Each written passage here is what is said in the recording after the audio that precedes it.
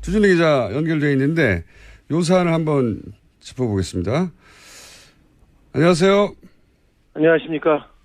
자, 살해당한 박용철 씨 아들 박모 씨가 북부지검에 이제 통화 내역을 요청한 것으로 알고 있는데 처음 통화 내역을 요구한 게 언제입니까 이게? 사실 3, 4년 됐습니다. 줄기차게 요청했는데 주지 않았습니다. 검사들이. 그래서 7개월 전인 2016년 12월 7일 소송을 제기했습니다. 소송을 7개월 전이네요. 그러면 당시 이게 북부지검이죠. 북부지검에서 유족에게 통화 내역을 몇 년간에 걸쳐서 주지 않았던 이유는 뭡니까? 뭐라고 하면서 안 준 겁니까? 수사기법 기밀 누설 그리고 불필요한 분쟁을 야기할 것이 우려된다는 것입니다. 무슨 수사기법이 누설된다는 거죠? 없죠. 항상 답이 짧아요. 불필요한 분쟁은 뭘 의미하는 겁니까 그럼? 아마도 박근혜, 박지만, 정윤회 등 실세들이 그 이름이 나오는 것이 어떤 분쟁을 일으키는 거 아닌가 이렇게 생각합니다. 검찰이 그렇게 생각했을 것 같다. 예. 그런 당시는 이제 박근혜 전 대통령이 집권하는 시기였으니까요. 그런 실세들 이름이 등장해서 문제를 일으킬 수 있으니까 하지 말자 이런 의미였을 것이다. 예. 분쟁이 필요한지 아닌지는 검찰의 판단이 아니라고 보는데, 자, 여하간, 유족이 행정법원에 이제, 소를 제기한 게 올해 1월 4일이고, 승소는 6월 초에 했던 것으로 기억을 하는데, 그럼 이제 유족이 이 자료를 직접 받는 데까지 이렇게 거의 한 달 가까이 걸린 거죠? 재판에서 그 내용을 공개하라, 유족한테 줘라 이렇게 했었는데 주지 않았습니다. 변호인들이 계속 요청을 했어도 담당 검사는 결재가 나지 않았다고 주지 않았고요. 그리고 누구한테 물어봐도 대답을 안 했습니다. 그러다가 공판 검사였던 김명옥 검사가 변호인한테 자료를 제공하겠다고 하면서 다시 제공했습니다. 하지만 자료가 다 지워진 채로 전달됐습니다. 그래서 지금 변호인들과 가족은 소송을 다시 해야 되는 거 아닌가 지금 그렇게 고민하고 있습니다. 어떤 자료가 지워진 채로 제공이 됐어요? 어떤 부분? 전화번호, 통화 내역을 달라고 했는데 통화 내역, 전화번호에 그 뒷자리가 다 지워져 있었고요. 이름도 다 지워져 있고요. 주소도 다 지워졌습니다. 이런 내용은 줄 필요도 없고요. 사실 왜 이렇게 가려있는지 이해할 수 없습니다. 그러니까 지금 통화 내역을 공개하라고 했는데. 예, 통화 내역을 다 지우고 줬습니다. 네, 꼭 필요한 통화한 사람의 이름, 그리고 통화 상대방의 뒷번호, 그리고 그 주소를 지운 채 줬다고요? 예. 네. 그럼 이건 공개한 게 아니잖아요, 이게. 네, 그렇습니다. 그래서 다시 그걸 지우지 않은 버전을 달라고 소를 제기할지도 모른다, 다시 한번. 그런 거고요. 네. 근데 이게 이제 개인정보보호법상 보호 대상이 되는 게 맞나? 일부의 개인정보를 삭제하고 줬다고 하는데? 그렇지 않습니다. 그리고 가족이 사실 확인을 위해서 달라고 했기 때문에, 네, 이런 건 개인정보 보호하고는 조금 거리가 멀고요. 그냥 가려서 줬어요. 자기네 멋대로. 지금껏 그랬습니다. 제가 알기로는 이제 박용철 씨가 직접 통화한 사람들이고, 그랬다는 건 박용철 씨에게 전화번호를 줬다는 거거든요, 그 사람들이. 그렇기 때문에. 그리고 그 살인 사건 관련자들입니다.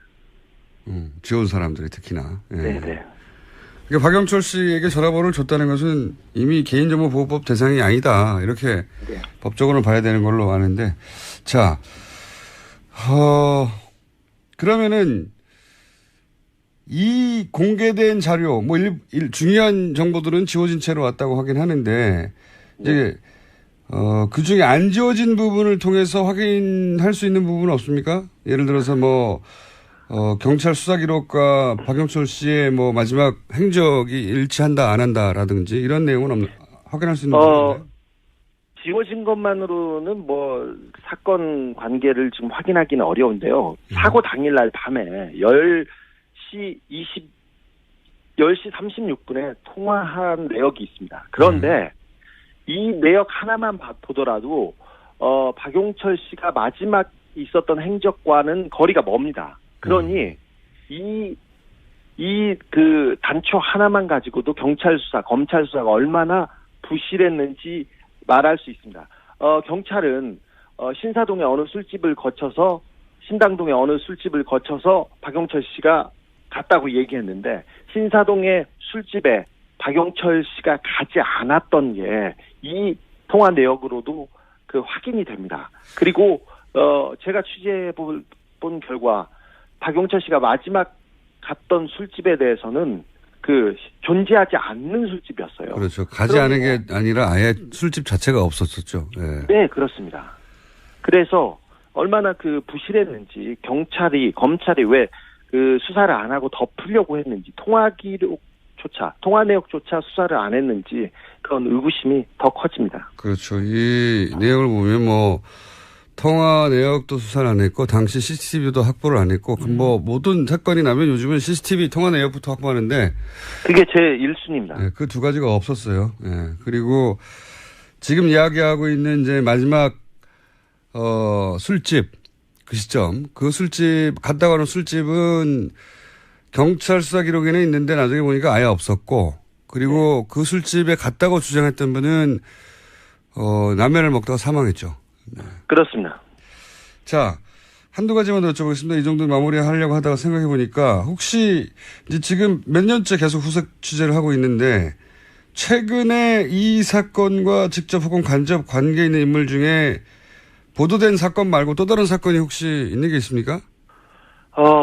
아까 라면 먹다 죽은 분이 있었지 않습니까? 네. 그리고 또 이 오촌 살인 사건의 핵심 당사자가 지난해 심장마비로 갑자기 사망했습니다. 박지만 씨의 수행비서 또는 그렇습니다. 그분이 갑자기 사망했죠.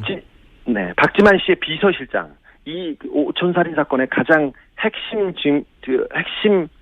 인물이라고 할 수 있죠. 인물로 꼽히는 정용희 씨라는 사람이 최근에 지난달에 자살 미수 사건이 있었습니다. 자살 미수. 동해안에 실종 신고가 돼서 동해안에서 차를 찾았는데 자살 미수 사건으로 경찰까지 출동했는데 이게 조금 석연찮습니다. 왜 석연찮습니까? 주변에는 유서를 써놓고 갔어요. 그런데 유서를 수차례 남기고 왔고 유서를 쓰긴 했는데 자기는 죽을 뜻이 없다는 얘기를 여러 군데 하고 갔습니다. 그러니까 나는 죽지 않겠다 그러면서 유서를 쓰고 사라졌는데 조금 이 문제도 굉장히 좀 미스테리합니다. 지금 생명에 지장은 없는데 정 씨는 지금 자취를 감춘 상태입니다.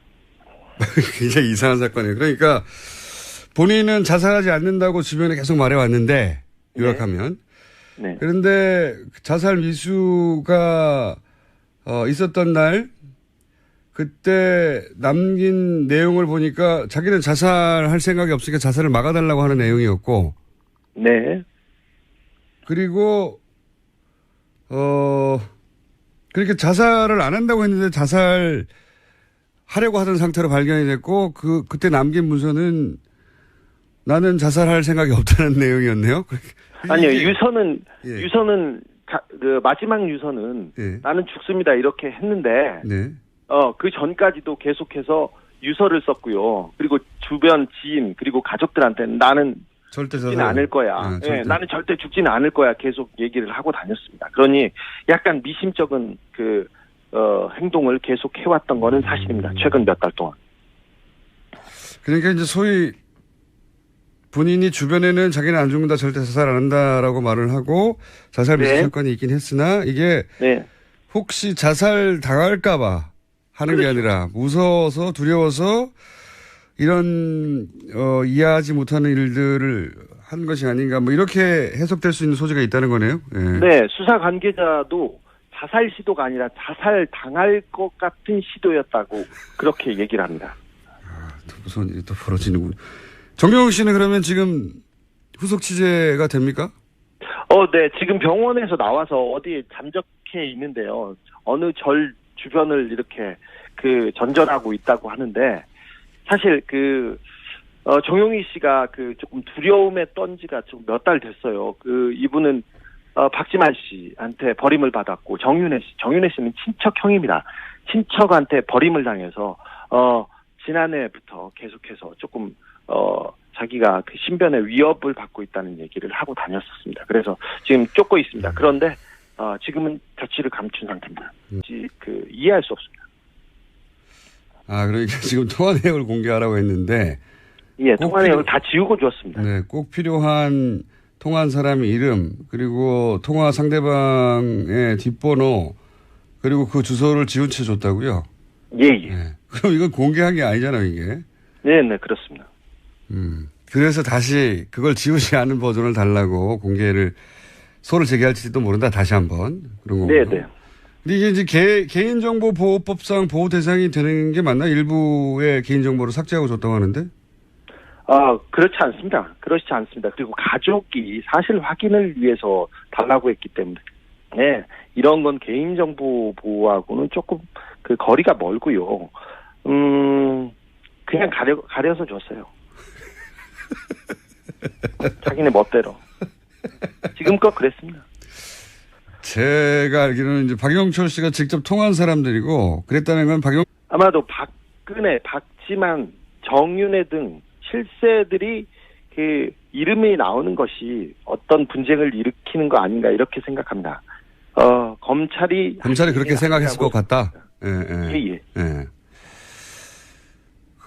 그런 당시는 이제 박근혜 전 대통령이 집권하는 시기였으니까요. 그런 실세들 이름이 등장해서 문제를 일으킬 수 있으니까 하지 말자 이런 의미였을 것이다. 예. 분쟁이 필요한지 아닌지는 검찰의 판단이 아니라고 보는데, 자, 여하간 유족이 행정법원에 이제 소를 제기한 게 올해 1월 4일이고 승소는 6월 초에 했던 것으로 기억을 하는데, 그럼 이제 유족이 이 자료를 직접 받는 데까지 왜 이렇게 거의 한 달 가까이 걸린 거죠?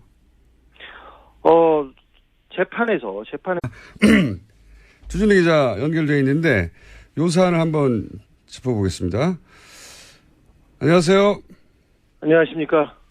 자, 살해당한 박영철 씨 아들 박모 씨가 북부지검에 이제 통화 내역을 요청한 것으로 알고 있는데 처음 통화 내역을 요구한 게 언제입니까, 이게? 사실 3, 4년 됐습니다. 줄기차게 요청했는데 주지 않았습니다, 검사들이. 그래서 7개월 전인 2016년 12월 7일 소송을 제기했습니다. 소송을 7개월 전이네요. 그러면 이게 북부지검이죠. 북부지검에서 유족에게 통화 내역을 몇 년간에 걸쳐서 주지 않았던 이유는 뭡니까? 뭐라고 하면서 안 준 겁니까? 수사기법 기밀 누설 그리고 불필요한 분쟁을 야기할 것이 우려된다는 것입니다. 무슨 수사기법이 누설된다는 거죠? 없죠. 항상 답이 짧아요. 불필요한 분쟁은 뭘 의미하는 겁니까, 그럼? 그래서 내용을 공개하라, 유족한테 줘라 이렇게 했었는데 주지 않았습니다. 변호인들이 계속 요청을 했어도 담당 검사는 결재가 나지 않았다고 주지 않았고요. 그리고 누구한테 물어봐도 대답을 안 했습니다. 그러다가 공판 검사였던 김명옥 검사가 변호인한테 자료를 제공하겠다고 하면서 다시 제공했습니다. 하지만 자료가 다 지워진 채로 전달됐습니다. 그래서 지금 변호인들과 가족은 소송을 다시 해야 되는 거 아닌가 지금 그렇게 고민하고 있습니다. 어떤 자료가 지워진 채로 제공이 됐어요? 어떤 부분? 전화번호 통화 내역을 달라고 했는데 통화 내역 전화번호에 뒷자리가 다 지워져 있었고요. 이름도 다 지워져 있고요. 주소도 다 지워졌습니다. 이런 내용은 줄 필요도 없고요. 사실 왜 이렇게 가려있는지. 홍실 씨에게 전화번호를 줬다는 거거든요, 그 사람들이. 그렇기 때문에. 그리고 그 사건, 살인 사건 관련자들입니다. 지원 사람들이 특히나. 예. 네네. 그러니까 박영철 씨에게 전화번호를 줬다는 것은 이미 개인정보보호법 대상이 아니다. 이렇게 법적으로 봐야 되는 걸로 아는데. 자, 그러면은 이 공개된 자료, 뭐 중요한 정보들은 지워진 채로 왔다고 하긴 하는데 이제 그 중에 안 지워진 부분을 통해서 확인할 수 있는 부분은 없습니까? 예를 들어서 뭐 경찰 수사 기록과 박영철 씨의 뭐 마지막 행적이 일치한다 안 한다라든지 이런 내용은 확인할 수 있는 부분인가요? 지워진 것만으로는 뭐 사건 관계를 지금 확인하기는 어려운데요. 사고 당일날 밤에 10시 36분에 통화한 내역이 있습니다. 그런데 이 내역 하나만